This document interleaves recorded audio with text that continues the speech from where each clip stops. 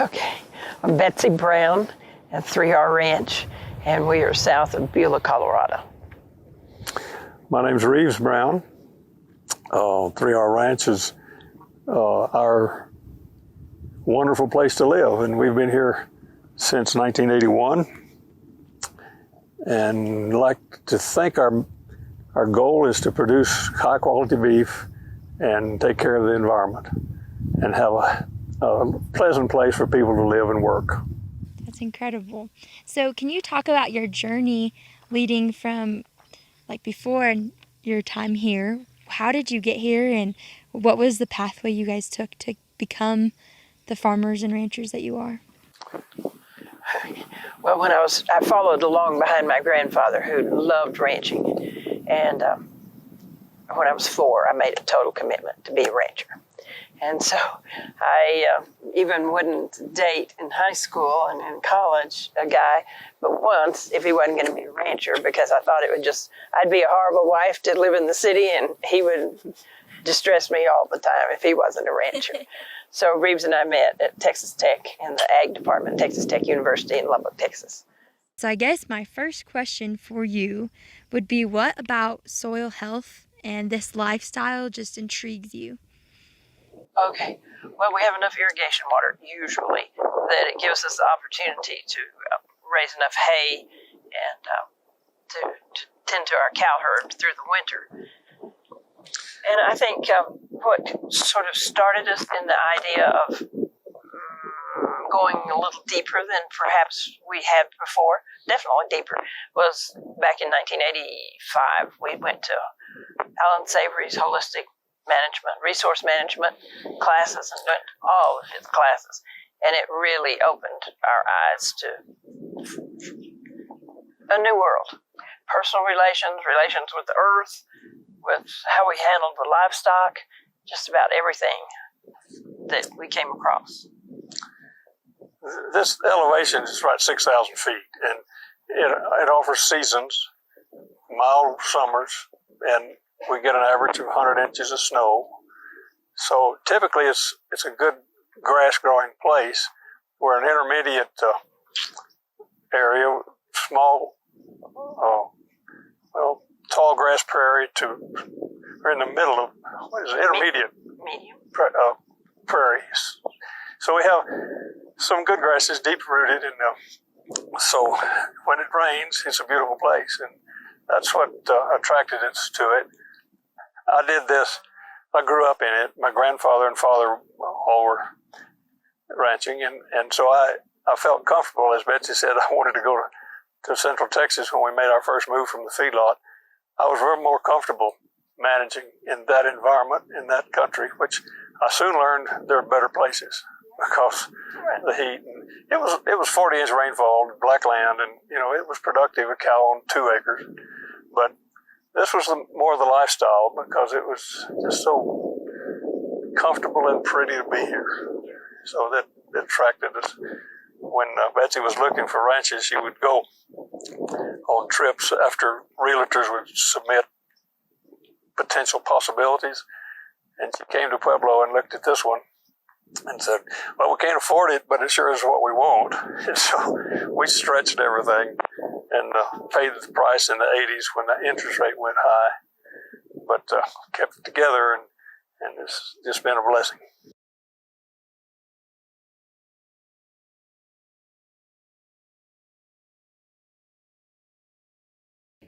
So could you, in your lifetime and in your experience and your knowledge, as you talked about earlier, you said, I can see that you guys have been through the transitions from the synthetic fertilizer area to soil health practices and using the land to just really fertilize those crops. Could you kind of speak to that transition? Okay, well, in the 50s, when artificial fertilizer became common, I was in FFA, and we had a little test plot, and it just showed how much more production. But up to that time, the farmers around where I grew up were doing things to help the soil. They green manure crops some, and soil was more a part of their management. And then, of course, when fertilizers became so economically viable that a dollar spent would return $2 and $3 and $4, and we just kind of got away from good soil management. And consequently, especially with anhydrous ammonia use, our soil suffered for its biodiversity and some of the things, and I think even the organic matter started to go down because we weren't returning things to the soil. So that period of the 60s up until the awakening now of where we are with our degradation and loss of biodiversity in our soil management is hopefully going to change. Hope we're going to do that and learn how to do it better. But I think it's going to be a slow process for farmers to be able to realize they can make more in the long run by converting to less purchased fertilizer and more natural organic matter in the soil that they have to, work to get. I mean, it's not easy. NRCS one time told us that it takes 60 years to build an inch of topsoil in the natural state, depending on rainfall. And when you farm, if you do it right, you can accelerate that process by putting crops back in the ground. And so that's going to be the big hurdle, is to get our operators, our managers, to make that step away from the natural, back to natural fertilizers and management, away from the easy application of petroleum-based fertilizer. That's super amazing, and it's such a relevant topic to right now and all the things that farmers and ranchers are experiencing. So I know you've touched on this, but could you both list maybe like the system that your operation is under, and maybe talk about what benefits you have experienced since transitioning your ranch to these practices? Well, I'd say putting, first the education that gave us the comfort to try it, and then amalgamating the cow herds from many small ones here, there, and yonder in a traditional way. And then as we could afford to buy more electric fence, put that up so that we finished getting the ranch into 100-acre pastures for the cows, and then teaching the cows how to move from pasture to pasture and consuming the grass if the cows would, and then moving them and giving them plenty of rest to the country before the cattle came back again. That was basically the process of it. Okay. And then could you tell us like what your role is in that process? And he kind of explained how you transition your cattle from field to field. Could you tell us how you do that? Oh, sure. Well, the cows are the most fun thing to me. I just love them. I can just go sit out in the cow pasture and be one happy soul. But the cows they learn so quickly that they're going to get something better to eat. So when I holler to them and open the gate and drive through it to the new pasture, they follow with joy. So that part is really quite easy. But then the fun part also is seeing that the grasses that have come into the ranch, they were here, we're told, and they were hiding under rocks and under juniper trees and cactus and so forth. And as the country was rested and the birds could distribute them, or the wind or whatever, then they became grasses all over the ranch. There were more mid-grass prairie. That's incredible. And that was just naturally what came up for you all too? Totally natural. That's amazing. Do you guys have to seed it all in your different pastures? Well, we have, sometimes worthwhile, and sometimes a total bust. But I would say that in the pastures, no, we have not seeded. Last year, Reeves planted alfalfa in with the hay crop after the hay had been taken out. And it's beautiful. We've got a fabulous crop. This year, we were going to do that in another pivot. And we just thought it was so dry that we couldn't irrigate it. And we had to irrigate it up. Loaded the seed back up and took it back to Rocky Ford. They were very kind and gave us our money back. So we'll do that again, but we just got to be sure it's a year that's worth the dollars and time spent. Right. How do you guys calculate the dollars and time spent? Like, what is a general rule of thumb that you all have followed through the years? Cash flows.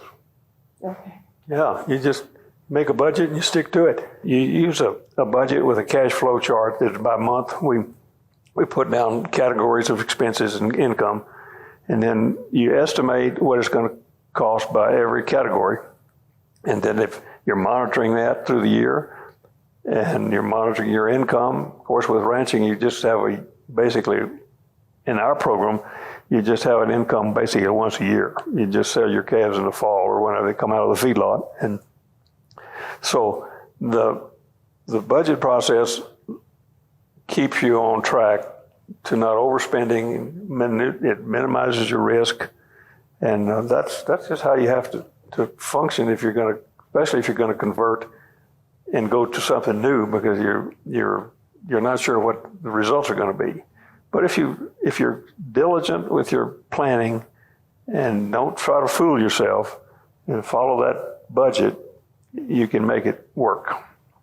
Could you talk about the yield versus quality and how you implement that into the economic approach that you've taken? Well, the first thing I think we did was quit trying to produce the heaviest calf and more beef per acre. And when you manage the acre for its benefit, you'll find that acre will produce more pounds. Okay, well, one thing that we've done is to move to, instead of calving in January, February, March, which is traditional for this country, we have basically in May, and it's easier on the humans that are participating. It's much easier on the cow and the calf.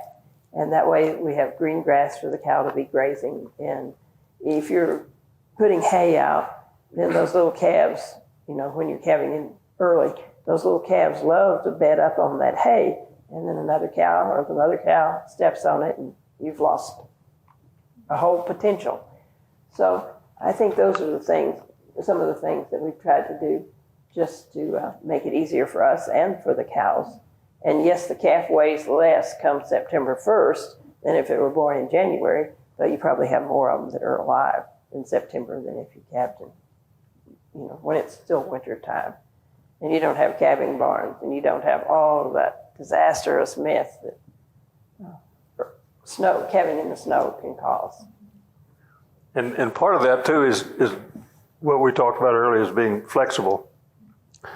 And if you wean a 400-pound calf or 450, maybe a little closer to 5, rather than a 550 and a 6, to recapture that, we've integrated all the way into the feedlot phase.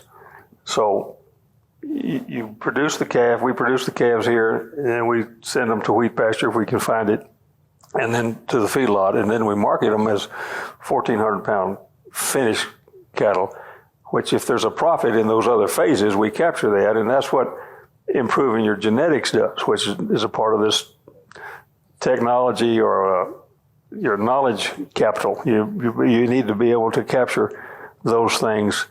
We produce better quality beef. We don't sell those potentials to somebody else to benefit from. We capture it by feeding those calves all the way to the end result, and then we get paid on the rail. And individual calves get graded, and if that calf is a prime or a choice or whatever, he deserves or she deserves a premium, and so we capture that premium as well as the performance that those calves have built in them as genetically superior cattle. So that's part of the whole process. You need to capture wherever you can a little bit more income. That's incredible. And so you've talked about your cattle side of your operation. So what is more of what are the other parts of your operation that you have run? Because I know you do a lot of work with the soil, obviously, and different alfalfa and hay fields. Could you kind of talk towards the alfalfa and hay side maybe? Oh, that's sure, but that's more Reeves. That's all. Bailiwick. Yeah, well, this environment up here requires, and it's debatable, I guess, depending on who you talk to, because you see more and more today about standing hay grazing in the wintertime. In some places, you can make those that forage in the fall and it won't rot, and then you graze it through the winter where it grows. But our potential is greater in the spring for our grasses to produce 5 times more tonnage in the spring here, because we have water, first of all. It may not get rain in the fall, and then it can be preserved.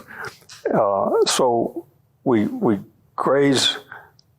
We don't graze our hay crop in the wintertime. We have to put it up, handle it, and put it back out. But we're continually trying to find better, more efficient ways to do that.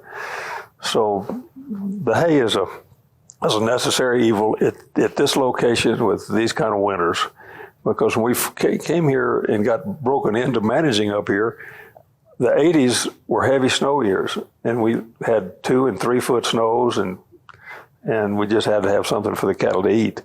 And now I have relatives that ranch in Wyoming, and for a long time, they didn't put up any hay.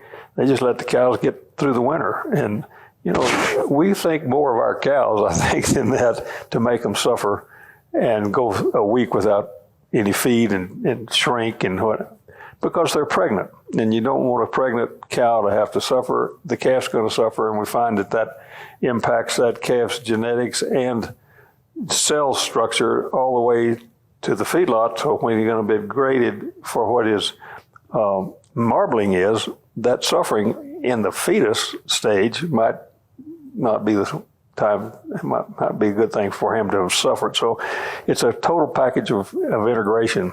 When you manage the grasses with herd effect, and you return some of that biodiversity that you're growing out of all these different grass plants to the surface, that keeps the ground cooler in the summer.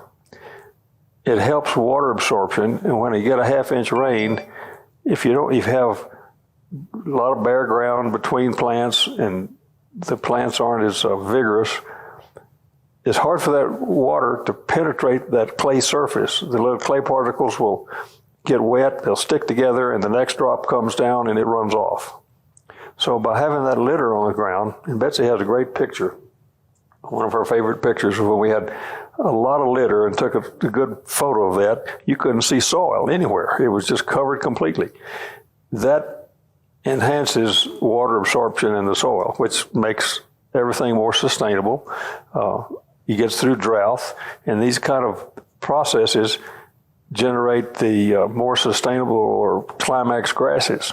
They're deeper rooted, they have broader leaves. Some of the grasses that were here originally are now coming back, and you can see them and how much benefit they are, because they capture more sunlight, create more dry matter that then in turn infuses more fuel into the whole system. So it's really an exciting thing to see. And of course, when you get that litter in the ground, you get more soil organisms, you get earthworms, and we're not there yet. I was quick to say some of our soils are still coming along. That's okay. You guys are taking care of them and stewarding the soil just as you would steward your animals. And you can tell that not only animal husbandry is a huge part of your ranch, but also just taking care of every little aspect that a lot of people overlook. So that's incredible. And I guess another question we have is, you mentioned sustainable a few times, and there's just this buzzword out in the world right now about what is sustainable. And a lot of times producers have a very hard time understanding what the consumer wants when they say sustainable. And a lot of times, it's just a hard dynamic to manage. But from your perspective, with the proper management, can we get our soils, water, and overall operations to a more sustainable place for generations to come?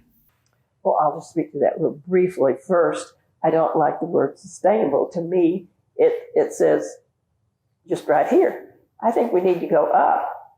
And sustainable, it just doesn't, and that's just my interpretation of the word. So I want to see us always accelerating what we're aiming for, where we're going.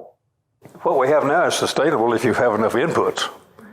But what we're trying to do is let nature make those inputs at a low cost or no cost. And so where you start is, like Betsy says, you don't want to be sustainable there. You want to be rising and improving and enhancing, creating more biodiversity, which makes it more reliable in drought and a lot of things. There's a lot of benefits. So, If you could give a fellow producer one piece of advice, what would it be and why? I'll let each of you answer it. be open-minded to things. Yeah, try new things. Yeah, I was just going to say fun. Just really have fun, because it is fun. I mean, it's heartbreaking and all sorts of things, but overall, it's fun. Don't let tradition hold you. Yeah. And I think we've seen that so much in agriculture. It's hard to step out of the average or the tradition of things, and you just have to not let that control you. I was just going to say, when we were going to our first classes, Alan Savory's Holistic Resource Management, several of the people in the class that we were in said, "It's fascinating, but it won't do any good to take this information home, because Dad won't accept it at all. It will take a funeral before this can be accepted at our ranch." Was that heartbreaking to hear that? Well, I guess it made us feel fortunate. Although we had a horrible debt, we didn't have ancestors that would hold us back. Mm-hmm. And you guys, I know you mentioned earlier that there was almost like a stigma, like people kind of like, what are they doing over there? You're going to ruin that ranch. I mean, have they seen what you've done, and have they been like, wow, we were wrong? Or have you heard any, like, what was the feedback after it worked, I guess? We'll probably never know it. It's something that there's a lot of pride in producers. And you just hope that they'll see a light and maybe go on about changing. And maybe it'll be very slow in a lot of situations. But we try to do a lot of classes and have the school children come out for little tours. And Reeves was giving the children, these were fifth graders, he was giving them a full lesson on how to manage the grass. And this one little boy, I mean, he was into it. He was taking it to heart. And we got feedback that he went home and he told his dad, "You are doing it all wrong, Mr. Brown says." So I think we have to be very cautious to let people observe what we do, but not try to inflict. Have you had fellow producers come out and see your operation to maybe like teach them anything? We've tried. And we've I don't even begin to have any idea how many classes we've had through the years, or ranch tours, or things of that ilk. And I think it's all been very worth our time, and the people seem to appreciate it. Okay, this is a fun question too. If you could see into the future, what do you think the future of soil health looks like for the Arkansas Valley? I would think, with all the emphasis now in articles in trade magazines of the advantage and the benefit, and what Amber is doing to highlight a lot of that in the valley, that we're going to see some awareness. And if the economic side of it can be positive enough and the risk side is minimal, then I think it'll catch on, because farmers want to do better. That's just part of their DNA. And it's hard to step out of the ordinary, but if you have a little support. I know when we first got into this, we had little clubs of practitioners, and we'd meet, and some of them, were a long way off, had to come when we went a long way to join, to have that support to help one another know that we weren't just going to step off in a hole. So that kind of support is good, and I think it can happen. But I believe if you say a 50-year time frame, and we can manage our country to where we can produce our food here and not have to import it all, and keep growth in check, and keep water in the valley, I think we'll convert to better. We already see it. Some farmers are already planting weed and air crops, plowing them under. So there's going to be a change. Between economics and like the penciling out and the support for producers, which one is the biggest impact for people willing to try something besides open-mindedness? What's the single most important thing that they have to overcome if they have the open-mindedness to get them to implement something? Oh, I think the stigma of tradition is probably the hardest thing. And the older the farmer is, the probably more serious that stigma is. When he goes to church or the coffee shop, we're fortunate we don't go to the coffee shop, so we didn't, but we heard a lot of negatives about what we were doing. Yeah. If farmers are so invested in what they're doing now, they've got $200,000 worth of planter and machinery, and it's just so easy to start your crop year with fertilizer and do it the normal way rather than have to go plant another crop and plow it under and think about that in the off season. So the economics of it will drive it. If you can convince that in 5 years of this, your organic matter is going to improve to the fact that you'll get maybe 80% of your production with 60% of the cost, and maybe people will try it. And there'll be some farmers that'll prove that. And you're probably going to interview one of them too. I hope so. So being a rancher right now is difficult, and it always probably has been difficult. How do you get through these valleys of trial? The price fluctuation is a valley sometimes, like this year with this coronavirus thing and impact on the markets.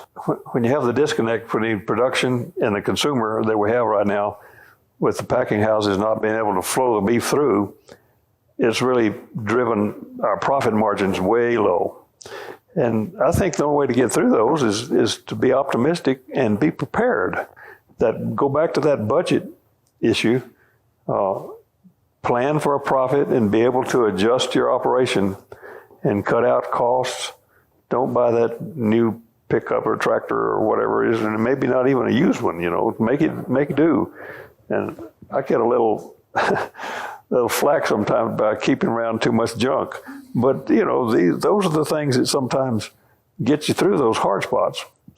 But just keep a positive attitude and be prepared. When you have good years, in 13 and 14, our beef prices were sky high. And if you didn't save some of that money and use it in times like this, then you probably made a mistake. I think it also really helps when the whole family can be committed to the ranch instead of one of the owners, one of the family being totally uninterested, disinterested, totally, a city person that got plunked in the country, doesn't belong there. That's got to be so much harder than with us, we both support each other and we can know when to hand the other one a clinic. So I guess another question we have is, have you arrived at your goals? Well. No, because our goals would include all the rain that we wanted, right? Yeah. No. I mean, they're coming along, but no. We still, our goal, one of them would be to have no purchased fertilizer on the hay meadow. Yeah. And I'd say our cow herd is probably coming along closer to its goal than the cropping. Yeah, and the quality of life goal is good. I think we do a pretty good job of that. But the artificial fertilizer thing is a real pain. If we didn't fertilize and had all the water we needed, we'd make about a 40% production that just we might say 2 more tons of hay at least on an acre for $40 worth of fertilizer. And how to get out of that slow enough to not hurt our production enough that we would be short of food or nutrition for our cows in the wintertime. But try to interseeding these legumes that produce nitrogen in the soil, and hopefully we'll get there. But this was going to be a big year for us if it started dry. Yeah. Our goals are, you never want to reach a goal. I think you disappoint or you sell yourself short if you achieve what you set out to do, and then what do? Got to set it higher or find something else to do. If a farmer or rancher friend called you up and said, hey, I'm looking for support on X, Y, or Z, what's like the top 3 places you'd send them to? Support for a particular subject? Or Let's do for the soil and health side of things. Send them to Amber. So far as getting the word out and getting support from the community and all, I think that what we're going to do with the Lower Ark effort is going to be the best thing out there. People are kind of, I think, used to NRCS being there, and they don't use them as much as probably should. But I think it's going to be in your face now, because it's going to be wherever you turn, Amber's going to have it in front of you. That's the way to do it, right? Yeah. You've talked about the different resources that are available, and it sounds like you all have taken advantage of so many educational opportunities, different organizations and groups. Could you summarize what kind of support exists for farmers and ranchers in the soil and health industry? Well, certainly the publications, RFD TV, NRCS, FSA, the colleges, the ag part of the colleges. Yeah. And then they're just constantly classes, schools. Well, and since our coronavirus, webinars have just gone viral everywhere, all the time. There's a lot of stuff out there about it, and if people get interested, they'll get turned on. Because it's generally all pretty positive. I haven't seen any negative articles. So, it's a matter of just being open to it and curious about it, and then willing to inch a little trial somewhere. This may be redundant, but when you have well-managed ecosystems, you don't have bare ground, you have climax grasses. This is for the soil and the ranching interest. You have water absorption and you have better organic matter. Those things make a profitable operation. Generating that interest is key.